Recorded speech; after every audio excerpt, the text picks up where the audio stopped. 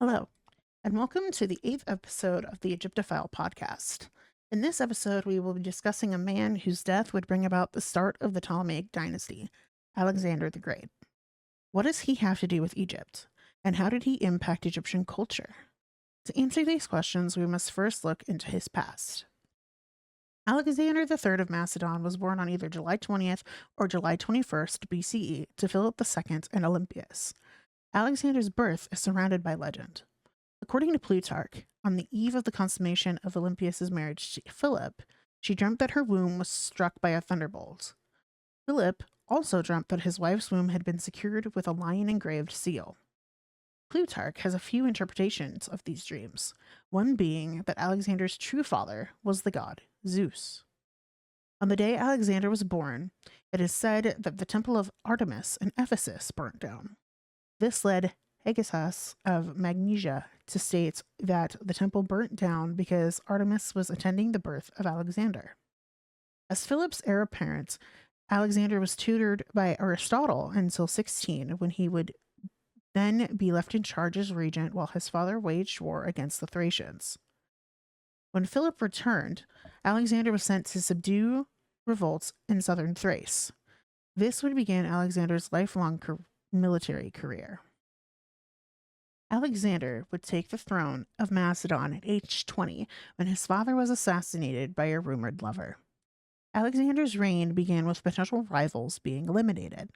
He would execute his cousin and two Macedonian princes from Lyncestis who had been involved in his father's assassination. Attalus would also be ordered to be killed due to Alexander possibly considered Attalus as too dangerous to be alive. When Philip's death got announced to the states, many started to revolt. This resulted in Alexander responding quickly by mustering 3,000 Macedonian cavalry and riding south towards one of the city-states, Thessaly. When he found the Thessalian army, they were occupying the pass between Mount Olympus and Mount Ossa, and ordered his men to ride over to Mount Ossa. When the Thessalian army awoke the next day and found Alexander at their rear, they promptly surrendered and added their cavalry to Alexander's forces. In the infamous Thermopylae, Alexander would be recognized as the leader of the Amphictyonic League before he headed south to Corinth. While in Corinth, Alexander would take the title Hegemon and be appointed commander of the coming war against the Persian Empire. Alexander's conquest of the Persian Empire would take 3.5 years. He would finally conquer Persia when he defeated Darius III at Issus. He won this battle due to Darius fleeing, which caused the Persian army to collapse. Alexander would proceed to take possession of Syria and the majority of Levant's coast. His attack on Tyre would occur in 332 BCE and would conquer it after a difficult siege. Alexander would order military-aged men to be massacred and women and children to be sold into slavery. Alexander and Egypt were no strangers to one another. In fact, he had fled there during his initial conquest of the Persian Empire. During this brief break from battle, Alexander took a trip to Siwa to visit an oracle there. After surviving treacherous desert, he arrived to the temple where he was welcomed by a chief priest of Amun as the son of a god, and allowed to enter the Adyton of the temple, which was reserved specifically to priests. When Alexander returned from his trip, he was crowned pharaoh in the Temple of Ptah in Memphis. The Egyptians did not find it odd that he was a foreigner, nor did it matter that he was absent for the majority of his reign. What mattered to them was the fact that Alexander restored their temples that the Persians neglected, and he even dedicated new monuments to the Egyptian gods. At Luxor's temple, Alexander built a chapel for a sacred barge. Though he was only in Egypt for a few months, he reformed Egypt's taxation system based on Greek models and even organized Egypt's military occupation. When he returned to Egypt in 332 BCE, he was regarded as Egypt's liberator. He was recognized as a descendant of the long line of pharaohs and even made sacrifices to the gods at Memphis. Alexander even referred to Zeus Amun as his true father and had currency depicting him with the horns of Amun. Alexander would also found the city of Alexandria while in Egypt, which would become the capital city of the Ptolemaic dynasty. While Alexander never lost a battle, he put his people at great risk with each battle he undertook. Plutarch states that he even had an incredibly violent temper while also being super impulsive, which influenced his decision making. Alexander did not respond well to his father's orders, but he enjoyed a reasonable debate. He thirsted for knowledge, loved philosophy, and was an avid reader. This intelligent and rational side was demonstrated by his ability and success as a military general. Unlike many of his predecessors, he had incredible self restraint when it came to pleasures of the flesh, but also had a lack of self control when it came to alcohol. Instead of sports or even the Olympic Games, he sought honor and glory. His charisma and personality made him a great leader, and his death showed that his ability to unite an empire was unable to be replicated by any of his generals.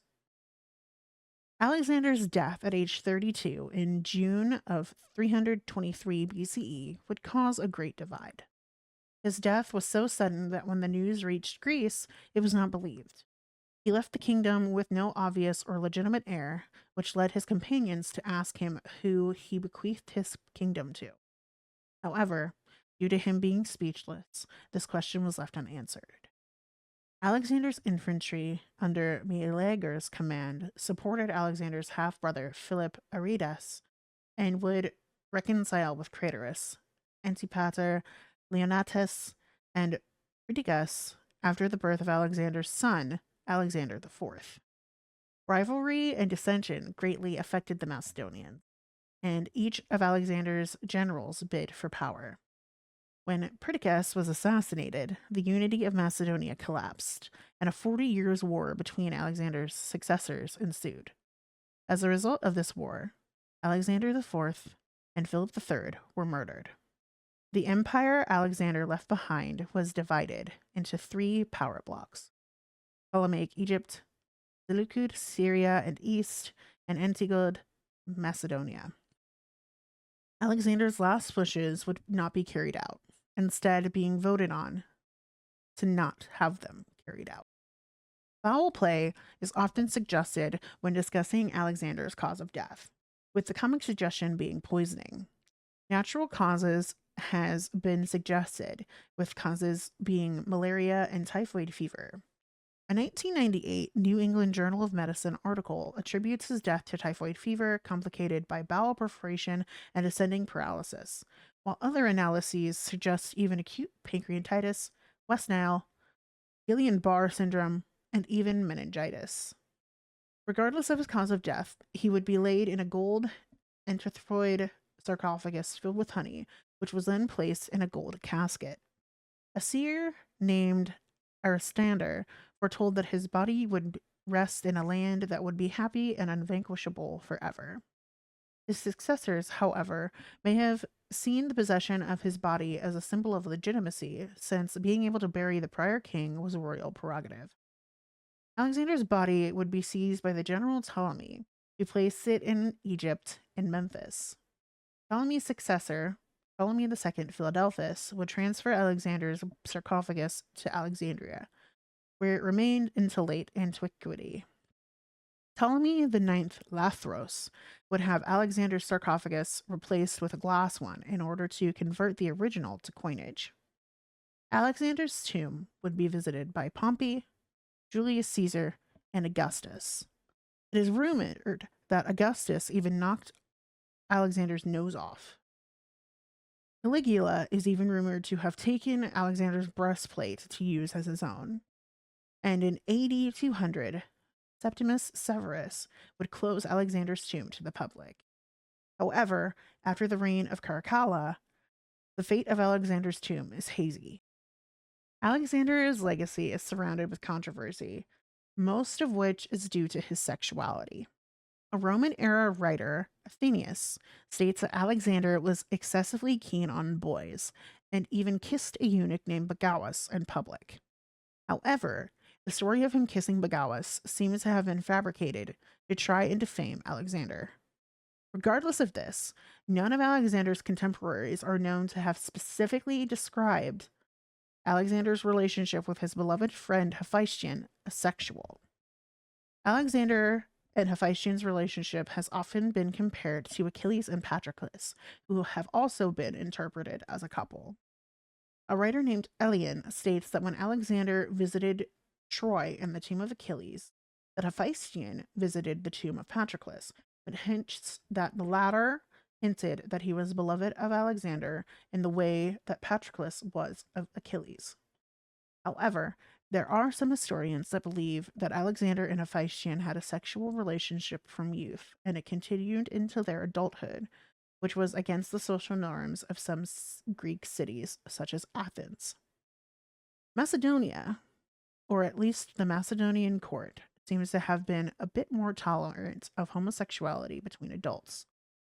Hephaestion's death in 324 BCE devastated Alexander and may have contributed to his failing health and mental state. Whether or not they are lovers is still up to debate, but we cannot deny that they were lifelong friends. Classical scholar Peter Green argues that there is little evidence in ancient sources that Alexander didn't favor women. Ogden calculated that Alexander impregnated his partners 3 times in 8 years and fathered more children than his father did at the same age. However, Statira and Barcine's pregnancies are of dubious legitimacy. His only surviving heir came from a marriage to Roxanne of Bactria and was born after his death. Alexander's marriage to Roxana was one of love, and he was truly infatuated with her. So much so that he never forced himself onto her and respected her boundaries. There is even some context that Alexander had strong relationships with women such as Ada of Caria, who adopted him, and Darius's mother, Sisigambis, who may have died from grief upon hearing of Alexander's death. Even with the controversy, Alexander is remembered as a man who not only conquered the world, but a man who may have truly believed that he was a god amongst men. He created an empire so vast that Julius Caesar himself aimed to replicate it. From the age of 20, he set out to create a legacy for himself and accomplished this and more. He left cities named after himself across his vast empire, established unity amongst his empire, and has gone down in history as a great general. He has become the subject of various media. The song Alexander the Great by Iron Maiden. He is a character in the majority of Sid Meier's Civilization games.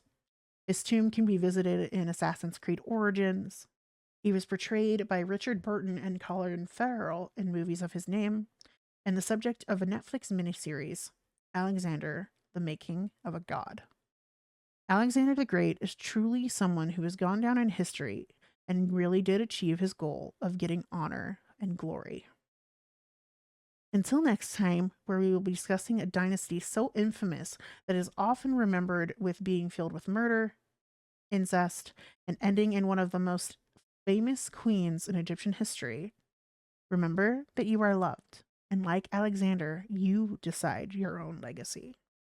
Also, make sure to follow the podcast Blue Sky and Facebook pages for updates on episodes, to comment on episodes, and participate in potential episode ideas. May the goddess Isis protect you.